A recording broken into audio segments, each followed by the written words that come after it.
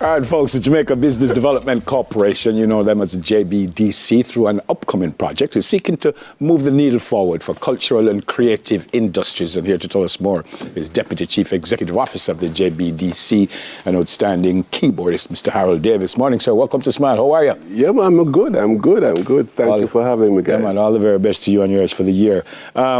Before we go to that, there's a partnership, a connection with you and UNESCO. Tell me about that. Yeah, actually, UNESCO is financing the project. And when we acknowledge UNESCO for that support, we also have to acknowledge the support of the Ministry of Culture, Gender, Entertainment and Sport, through which the UNESCO support comes. So they, of course, had to endorse it and support it and bat for it for us, the ministry and the minister in particular, to make sure that this project comes to Jamaica. And how was that connection made? You reach out to them here go on and reach out to you? It's a little of both, you know. It's a little of both because prior to this particular project, we did a project with British Council mapping the creative and cultural industries in 2020.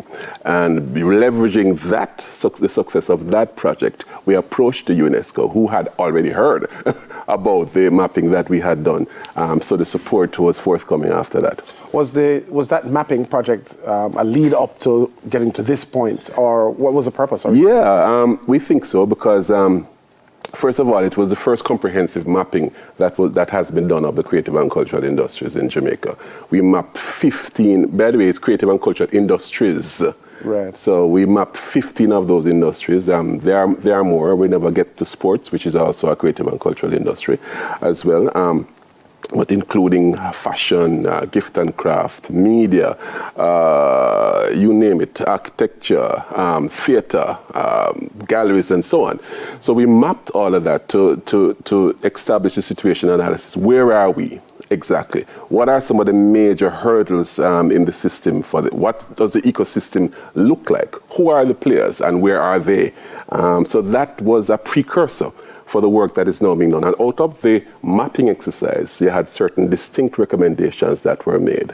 One was the whole business of advancing policy on the creative and by the way, the Ministry of Culture is doing that. And there is a Creative Economy Act that is in the works and coming out soon.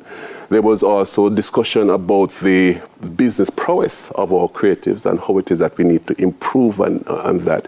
There's also significant recommendation about measuring the creative and cultural industries, and that is what this particular project is about. Because if you can't measure it distinctively, what's the contribution to GDP?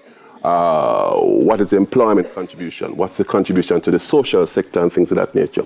Then really and truly, you can't gauge properly the return on the investment that you make as government or even the private sector or even you, the practitioner itself. You know, so that definitely the mapping was a precursor and led into this particular project. And what kind of response did you get from those areas that you mapped? Well, you know,